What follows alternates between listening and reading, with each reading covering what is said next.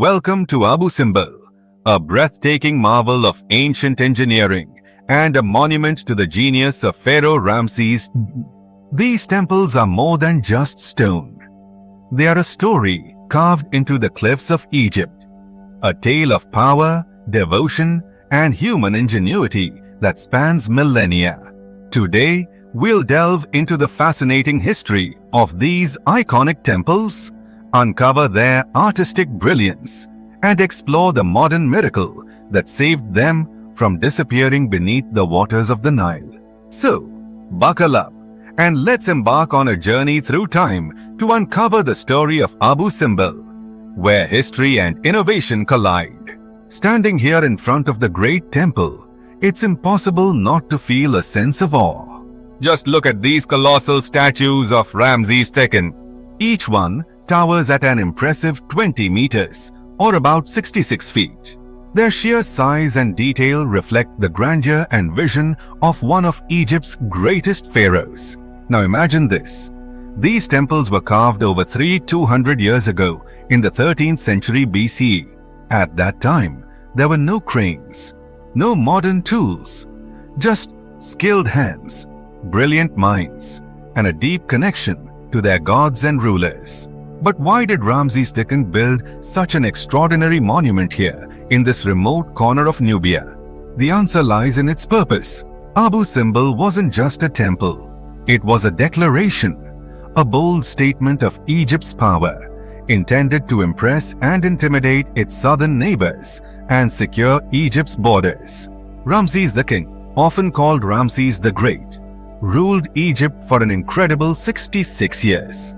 He was a warrior, a builder, and a leader with a larger-than-life persona. Known for his military victories, like the famous Battle of Kadesh, and his ambitious building projects, Ramses saw himself as both a mortal ruler and a divine entity. Abu Simbel was a physical manifestation of his divine rule. The great temple was dedicated to three major gods: Amun-Ra, the king of the gods; Ptah, the god of creation; and Ra-Horakhti, the sun god. And, of course, it was dedicated to Ramses himself, aligning him with these powerful deities in the eyes of his people and enemies alike. A short walk from the great temple, you'll find the small temple, and it's equally remarkable in its own way. This temple was dedicated to Hathor, the goddess of love, music, and motherhood, and to Ramses' beloved wife, Queen Nefertari. What's truly fascinating about the small temple is the representation of Nefertari. Typically, in ancient Egyptian art, pharaohs are depicted larger than anyone else to signify their power and divine status. But here, Nefertari's statues are the same size as Ramses, symbolizing her importance and equality in his eyes. This was an extraordinary gesture, reflecting not just his affection for her, but also her significant role in his reign. The carvings here depict scenes of Nefertari making offerings to Hathor, and they are executed with incredible fineness, showcasing the artistry of the time. Abu Simbel isn't just a marvel of art, it's also a masterpiece of astronomy. Twice a year, on February 22nd and October 22nd, something extraordinary happens. As the sun rises, its rays penetrate the temple's entrance, traveling through the hallways to illuminate the sanctuary deep within. There, three of the four statues of the gods light up: Amun-Ra, Ramses II, and Ra-Horakhti. The fourth statue, representing Ptah, remains in shadow as he is associated with the underworld. This phenomenon wasn't a coincidence. It was the result of precise calculations by ancient architects and astronomers.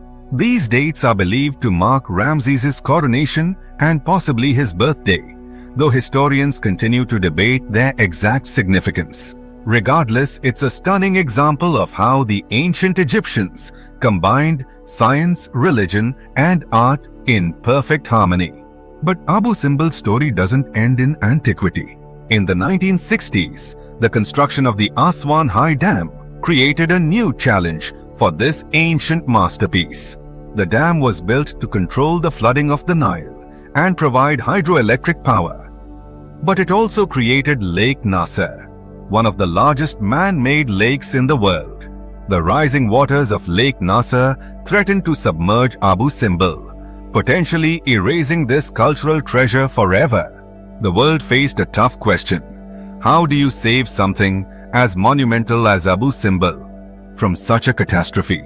In one of the most ambitious rescue missions in archaeological history, an international team of engineers and experts, led by UNESCO, came together to save Abu Simbel. The temples were carefully cut into massive blocks, each weighing up to 30 tons. These blocks were then transported to a new site, 65 meters higher and 200 meters further inland. Here, the temples were reconstructed with incredible precision, maintaining their original orientation so the solar phenomenon could continue to occur. This relocation wasn't just about moving stone.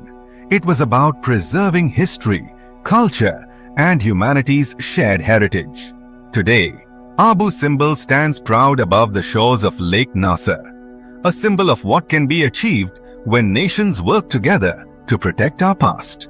Step inside the temples, and you'll be greeted by walls adorned with intricate carvings and hieroglyphs.